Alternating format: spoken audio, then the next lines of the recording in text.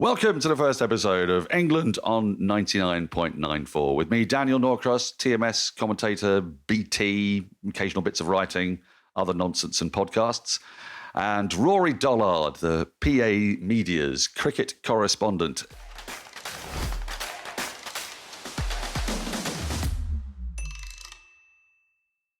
It's marvellous to see you again after I guess, a kind of dummy run last week, Rory. Well, that would make Jared the dummy, so I don't know if we want to be going down that road with the gaffer. But yeah, nice to be with you.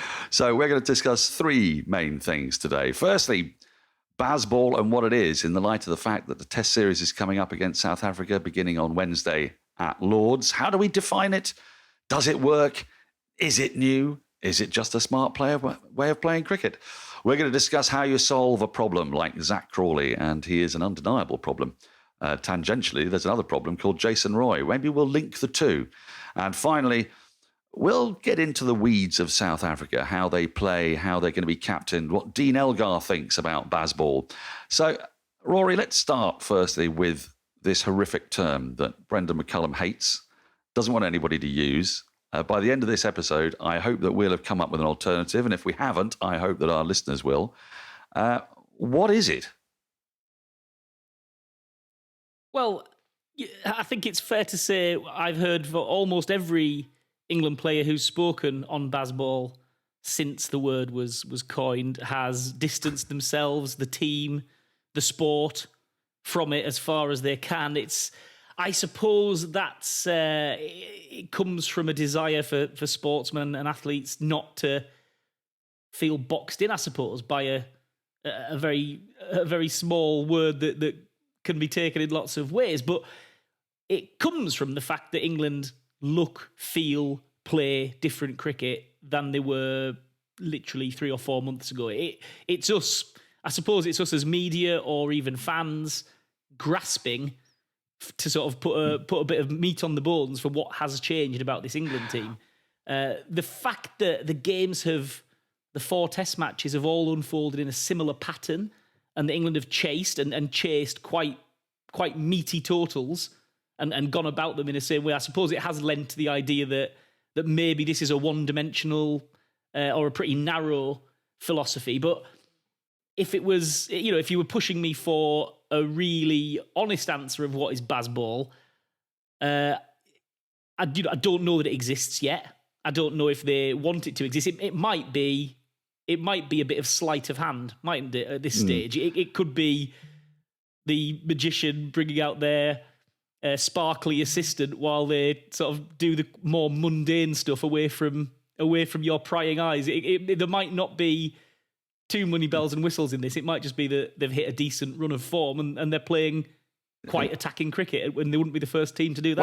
Well, I know what you mean, but I don't think it is that. And I'll tell you for why, because it's the scale of the difference and it's the effect that it's had on particular players. So if we go back over the last couple of years and we see the way England have approached their cricket, yes, some players have approached it very tenaciously. Some of them have gone at it very aggressively. Some of them have played to within their own styles, the likes of Sibley and Burns. And the contrast, it all began, I think, with the contrast at Lord's between 2 Lord's Test matches that took place a year apart, both against New Zealand, when England was set an almost identical target in both. And in the first one, they ended up, it was about 59 without loss after 33 overs at tea, chasing 270, and thereby finishing it as a chase. And this, by the way, was in a game that wasn't in the World Test Championship. So there were no real ramifications. There was just a season to look forward to, and were they going to set it up nicely? They didn't. Then you fast forward a year, and they chase down that target, and they do it without New Zealand even needing a second new ball. They did it comfortably with plenty of time to spare. And it would probably have been quicker were it not for the fact they lost quite a lot of wickets up front, and Ben Folkes' partnership with Joe Root, Ben Folkes sort of slowed things down ever so slightly. You then get to the Trent Bridge Test match, which to me is illustrative of whatever this philosophy is. New Zealand scored 657 runs in 222.1 overs, I think. England chased that down over the course of the 2 innings in 122 overs. Now, this is preposterous. So there is definitely a different way of going about what they're doing. When Stokes says to Bairstow, I want you to hit it into the stands, not along the ground, when they're chasing 290 odd, then there's something happening. Now, it might be that it's happening as a response to the balls we're using. And the ball, I cannot emphasize enough, Rory, how we in the commentary box basically look at the age of that ball, and between overs 0 and 40, we think anything could happen. Probably about 35, really. And thereafter, the effectiveness of the ball goes off a cliff, and it goes off a cliff almost immediately. And you looked at the way Mitchell and Blundell played against England. They seemed to recognise that, but then they didn't kick on. What England have done is go, well, we don't care about batting for over 80 overs. We're just going to get as many runs as quickly as we can and cash in massively after 35 overs and go really hard. So is this method something that has been born out of the tools in their disposal? Talking to Stuart Broad, talking to the other bowlers, they're disgusted by this ball. It's like it's like an orange, like a fruit of some kind. Just goes completely soft. We've seen it's been changed a million times.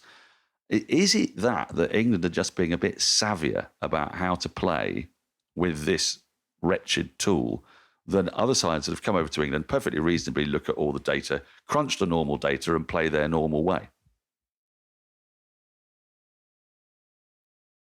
It doesn't feel like, it feels like it would be a great coincidence if that sort of pragmatic decision coincided with the arrival of Brendan McCullum and the appearance of Ben Stokes, the captain. So at the very least, it's a happy circumstances sort of bumping into each other. Whether they would have come off the rails and just tried to do the same kind of stuff and come off the rails if the Duke's ball was going round corners and playing games, we don't know. I suppose the word appears to be from the Duke's factory is that they think they've got on top of it and they think that the balls are going to do a wee bit more, but that could be fingers crossed. Is that for this series? For this series, we think they're going to be different balls. I think so. I think the balls are in constant. I think the constant supply, but I think it's a live process, isn't it? Every time they send out a batch, they're trying to make them a wee bit better. So, but whether England want them to be better is another matter. They seem to have mastered this idea. But yeah, I think I keep waiting personally. I keep waiting for the time where England put in a really, really responsible shift and don't hit the cover off it and nerdle it around and get themselves into the game incrementally.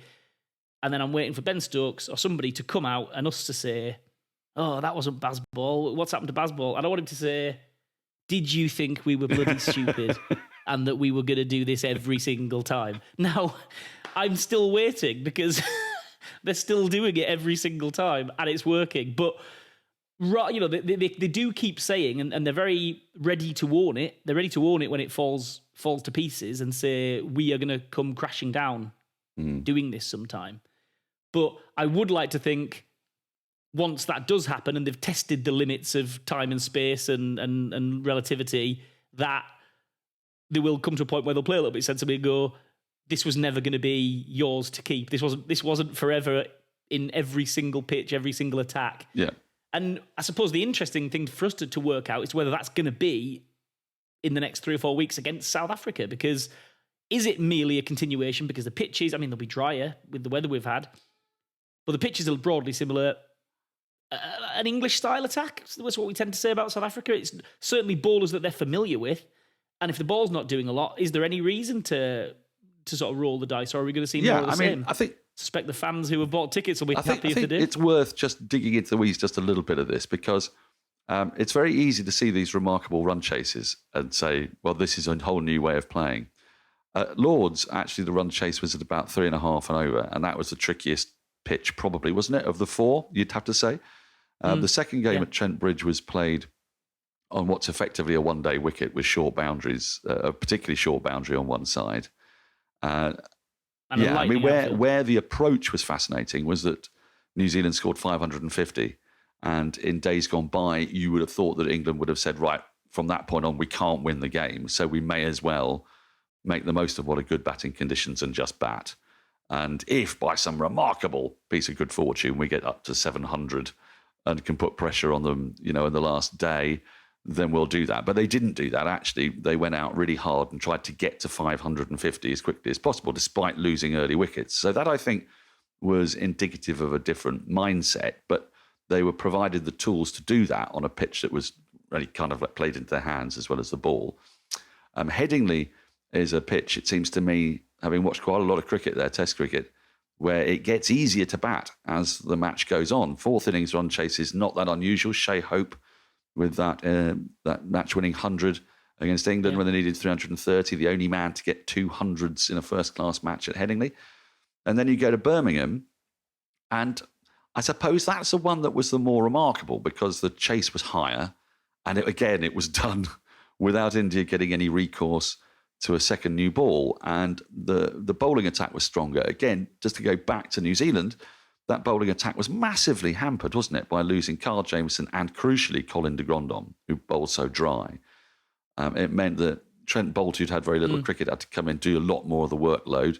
The New Zealanders looked palpably more exhausted come the second innings. But I come back to something that does feel quantifiably different, and you will have had this from talking to the players. We stayed in the team hotel in Leeds, and we got to spend a fair bit of time with the players, with Broad, Anderson, etc. And it was clear that they were really enjoying themselves. I said to one of them, you've been playing Test cricket for donkey's years. This is all smoke and mirrors, isn't it? And he said, no, I've never been happier than I am right now. So there may be a bit of spookery, but what I'm reading from the players is that they're actually really enjoying their cricket. Now, I don't know whether that's Brendan McCullum, Rory, or whether it's that, to all intents and purposes, COVID restrictions are over. They're not having to just stay in various hotels, being moved from one place to the other. There's a consistency of selection that isn't taking into account COVID anymore. So you've got this perfect storm. I mean, these are all things I'm throwing up in the air without actually coming to a conclusion. But is it just that it's a really complicated picture and it's all those things at once?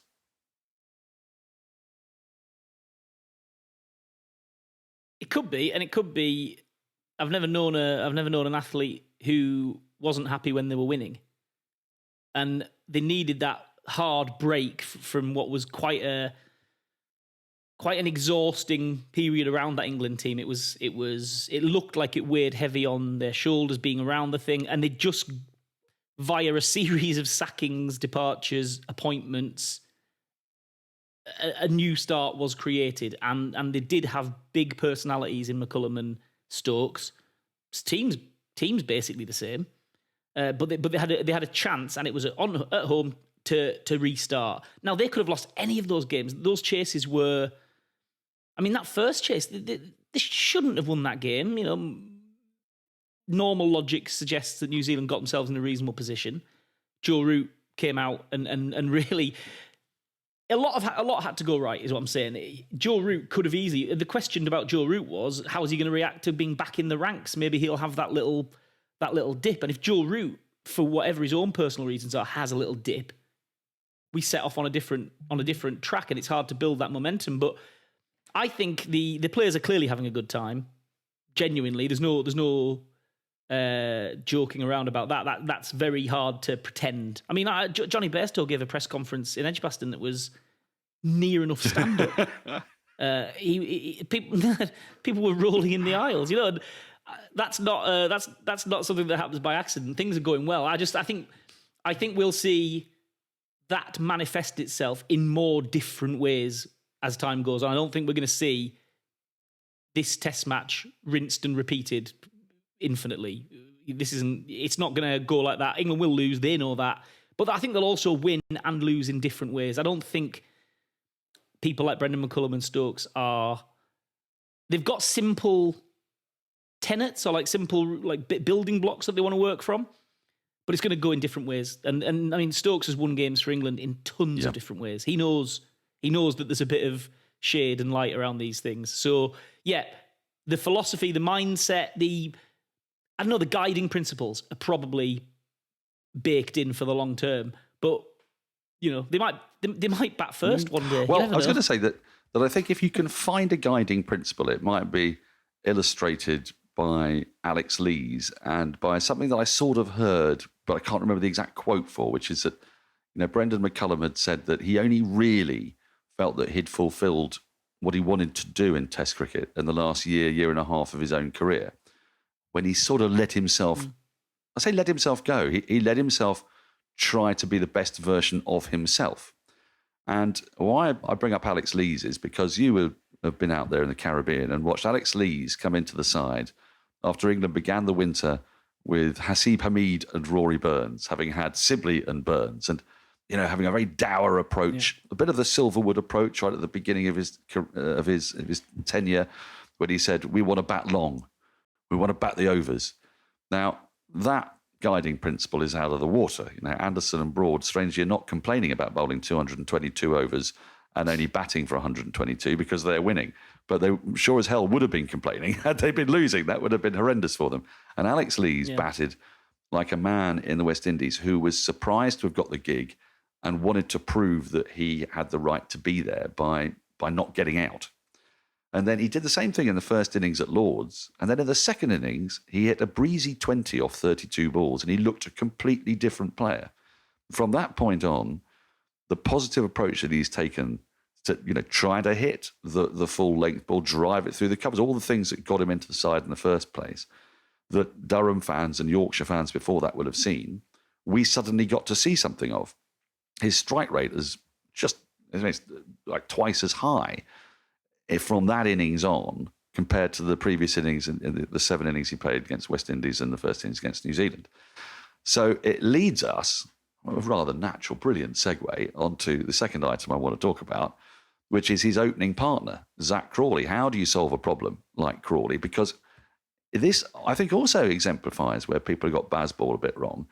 Crawley was sort of getting himself back into form a bit. He got a handy 40-odd by not playing the shots that everybody loves him for, the on the cover drives, was starting to leave the ball. In the end, it was his undoing, wasn't it? He was bold leaving a ball, which may make him reassess his approach. But it was as if he was trying to become the best version of himself. Now, the reason why we bring him up is that it's been a long trot of single-figure scores with that occasional 100, but never sort of really hinting at permanence. And if we think that Brendan McCullum's side has sort of discarded the likes of Burns because he doesn't fit with the philosophy, does that mean Crawley's in for the next 3 tests come what may? Or is there somebody snapping at his heels that the team will never talk about, because loyalty is so important in this team, isn't it? And giving people that sense of comfort and freedom, that much we've seen.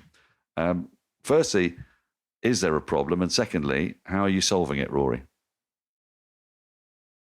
Okay, interesting. So I don't know what you think. I thought there was a 5% chance that they would drop Crawley for this series. People seem to think it was on the table because it was a natural break. You got through those 4 back-to-back tests, and then there was a natural break to reassess. Crawley didn't exactly go and stamp himself all over county cricket when he played. I didn't think it was plausible the way that Stokes and McCullum had both talked about Crawley and backed him. I think they are not viewing. You say it's a long trot of form. I think it's day 0 when these two started at the start of this summer. So I think they think he's had 4 tests. Why do you think that? And that's too early to drop him. I just think, I think because of the reset, the way they've reset their way they're going to go about it, how they're asking people to play. I don't think they're going to judge anyone on what happened before that first test this summer at Lord's. I think they are viewing Crawley's output as what's he done for us this summer, and they're also looking at the fact that they've won. It sounds very much like the British electorate when it keeps on voting in the Conservative Party on the basis that it hasn't been in power for the last 12 years. Well, yeah. I mean, I'd like to think Zak Crawley is a slightly more respectable candidate for his chosen position. I mean, he's shown some aptitude for it at some point in his life, unlike the people you're referring to. What I would say is, if you were to have started this summer and known exactly how we're going to go about it, there's one opener who exemplifies. Bear in mind that at one point this summer, Ben Stokes said it's not about how many you get, it's about how you look to do it. I mean, which is a remarkable thing to say. Yeah, it's the other way. It's the other way round, isn't it? Normally, on the circuit who who looked like he'd be their guy, it's Zak Crawley. I think he'll get a lot of rope. I really do. Okay. So because he is he's got more shots. We know he's got more shots than all the other people who are challenging for that spot. He has the ability to play in the fearless way and sort of deliver. The case against is really simple, right? He hasn't got many runs, and he's got an average of, I don't know, what's his first class average right now? Is it just dipped under 30, or did he just nick it back above 30? You know, it's the case against is really obvious, and I think there's an element in the fan base or whatever that just thinks he is a non-starter, he's a lucky lad, and he really is swimming out of his depth, and he should be shuffled back into the pack. And I don't agree, genuinely. I can see the case for Crawley, and it is the fact that he does exemplify and personify the way they want to play. He can play it. I see it. I'm one of those people who looks at him and believes. I think he's probably a 3 more than he is an opener. That's where I'd like him to live eventually. But I see what they see in him. There is a test match player there who could go on to do really good things. His mind is not always certain, but the way he speaks, we've all heard quotes. I'm sure you've heard quotes, but like I thought averaging 10 in India was not a bad score on those pitches. Yeah. He says some quite remarkable things, but he clearly, that comes from genuine belief and maybe a little bit of entitlement along the way. But I think he'll get loads of rope from these two, and I don't think it'll take much to ink him in for the next couple of tests. It won't take 100. It doesn't have to get 100. I really don't think he has to get 100. I think he has to go about it the way they're asking him to. And he's like a loss leader in a supermarket. You know, like the Tesco's lose money on something that they stick at the shop, but they get you in the shop, don't they? They get you in there and spending other stuff. And I think Crawley is almost like a loss leader. He is personifying the McCullum and Stokes way. Yeah, and he might get out for 14, but he's proof that that's what they're doing. I spent a lot of time in commentary boxes with ex-players, and ex-players are not 100% reliable because, like everybody else who's a bit older, then it's, you know, back in the day we would never have done this, what are these techniques, this, that and the other. But I have seen and heard a regular gripe, sometimes mentioned on air, very often mentioned off air, which is, you know, if you look at Crawley's front leg when he plays a drive, so frequently it's dead straight and braced, which of course makes it kind of tricky. If the ball's a little bit wider, that's not so much of a problem. But that ball that jags back towards you, and if that leg is braced and there's movement, then you can look a bit foolish. Your back comes way out in front, and you get out, you get bowled, or you nick off. And ex-players just can't believe this. And what I did see in the last test he played was I thought I detected a determination just to bend his knees at his stance. What I'll be interested in come Wednesday at Lord's, well, probably Thursday, because it looks like it's going to rain for the first time in a month. Of course it does. The rain dances, Test cricket. I'll be interested to see literally his technique, because we all know his hand-eye coordination's fantastic. We know his power. We know his height. We know his reflexes. He's taken some amazing catches. Took a brilliant catch in South Africa, of course. So we know he's got the building blocks to be a really great cricketer and a great sportsman. But is he willing to modify his technique ever so slightly? And my last word on Crawley is I think that there's a little bit of reverse snobbery attached to Crawley, which is, you know, this assumption that the commentators have all played golf with his dad, and that, you know, Robert Key's been around him since he was 4 years old. I don't think any of that is true. And so the kind of idea that he's a golden child and he's, most of it is. but that he's, you know, he's going to get special opportunities to fail where other people don't. And I don't know that is fair, because, you know, top level sport, it just doesn't work like that, because you're in the public gaze and people are used to getting dropped all the time. So I think that's very much a kind of psycho babble from the fan. But I think... Yeah, I think there's a genuine belief in Crawley, the player. And I think, by the way, Key is currently, you know, convening the selection. And I think he's staying out of it. I think he's mindful not to be seen to be too heavily in Crawley's corner. I think Stokes is going into bat hard for him. Well, that's a problem with Crawley, if it is a problem. We will find out, and I will be fascinated to see how he gets on from Wednesday. But England have got opponents here, and we've focused an awful lot on England and their issues, and and how they played a game. What are their opponents? Their opponents, South Africa, they've played one warm-up game. No side that tours these days gets good preparation, and I think it's only the English that continually whine about it. We didn't get enough chance in Australia. It rained. We had 2 days. Well, South Africa got to play in scorching temperatures at Canterbury against an incredibly hungry Lions side who racked up 672 at 5.74 runs and over and won by an innings. Bazball. Exactly. And it wasn't a first-class game. There are a couple of interesting selections in there, I thought, at the time when the ECB is supposed to be bombarding us with the 100, that they managed to take Sam Billings, Will Jackson, Harry Brook out of the 100, where 22,000 eyeballs and free-to-air television would have been able to see them play, and send them to Canterbury in front of 1,200 people with, who are mostly knitting. It shows that they do have a bit of a commitment to red ball cricket that perhaps their detractors don't recognise, the wisdom of which is for you to decide. But also that South Africa, albeit without their first choice bowling attack, looked a little bit vulnerable, didn't they? And I'd be interested to see how South Africa set up. Dean Elgar has been very clear that he thinks that all this Bazball stuff is nonsense. He's not interested in what England do. They're here to play their own way. And he might well be right. He might well have the tools. But are we slightly overestimating this South African side? There's some fine bowlers there. Henrik Nokia, Kagiso Rabada, Lungi Ngidi, Simon Harmer, if they pick him, which would be fascinating, over Keshav Maharaj, or even both on what you say will be dry pitches, maybe at the Oval. But their batting looks a bit fragile and thin. How do you assess the tourists as they come into this series? Yeah, it's interesting, isn't it? I mean, earlier this summer, Jamie Porter, I think, was doing the wreck the tourists routine, wasn't he? He was getting wickets left, right, and centre. And it doesn't. I think these tour matches, it's not too smart to look greatly into the detail there. But for certain, the Elgar quotes about England's methods, what he thought about them, they were quite punchy. And from a guy who I've never seen as being that South African sort of thrower of verbal punches. He's been more of a conservative leader, really.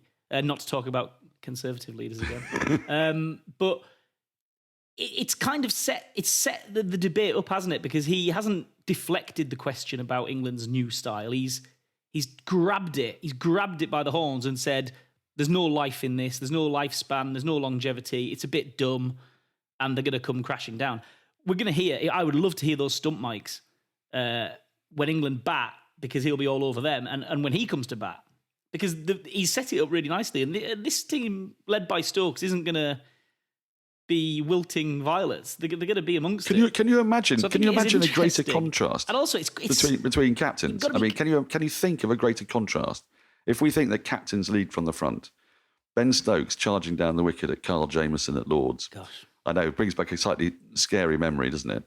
And Dean Elgar, crab-like, determined to have a strike rate of 37, come what may. It's quite the thing, isn't it?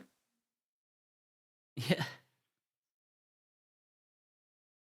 It is, but here's an interesting one. And reflecting just back on Crawley's position there, would there be room for Dean Elgar in England's team if he was around? I would think they'd snap your hand off for Dean Elgar.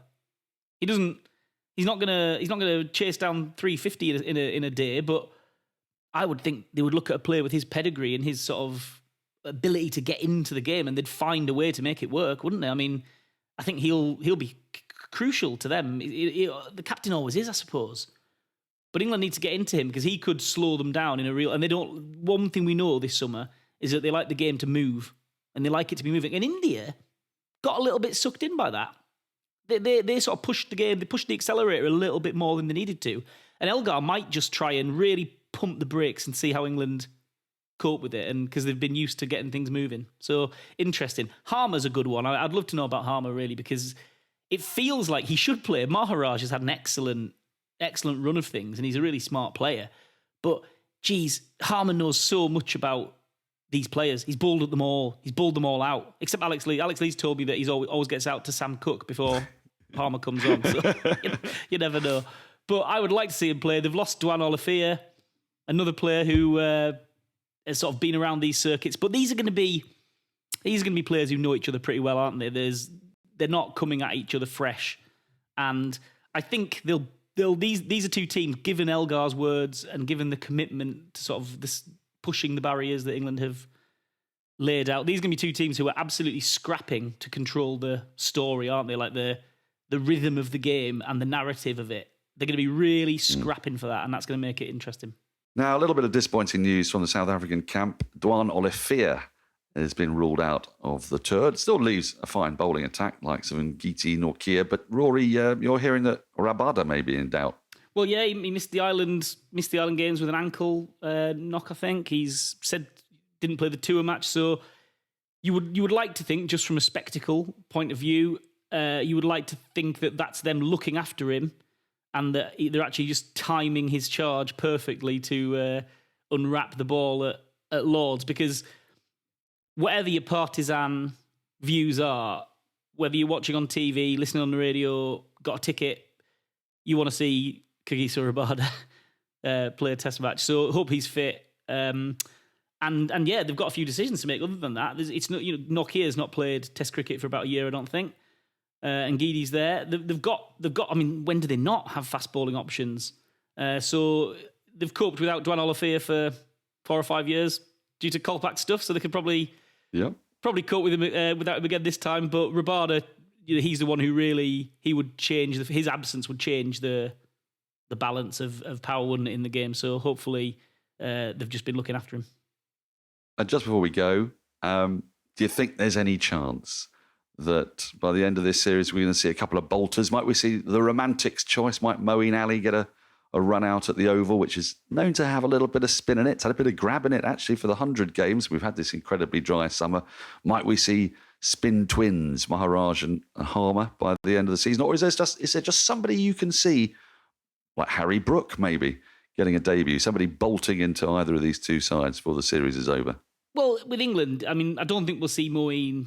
I find that a bit of a stretch. He's basically available for Pakistan, and the conditions are so different. I don't think there's any suggestion that he needs to have a run out at the Oval to get ready for Karachi or whatever. So doubt that's going to happen. Don't think there's any chance of Rashid at all. Spoke to him recently. He's not, doesn't look like he's close.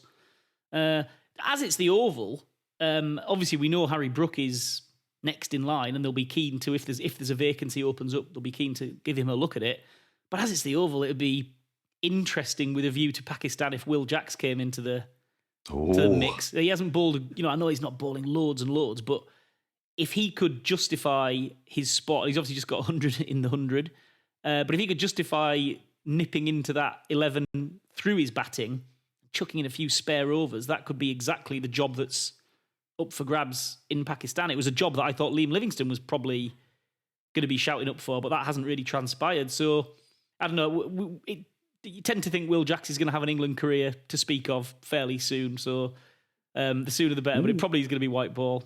But with Pakistan around the corner, it would be nice to think that the Oval might give him a little home taste of England. Yeah, you say it'll be white ball, but maybe that's what they had in mind when they picked him for that Lions game, to see if he could be an off-spinning all-rounder. We shall see. We'll take a break now. We'll be back. We'll be back during the Test match, and we'll be back throughout this summer and this year on 99.94. But for now, it's goodbye from Rory Dollard and from me, Daniel Norcross.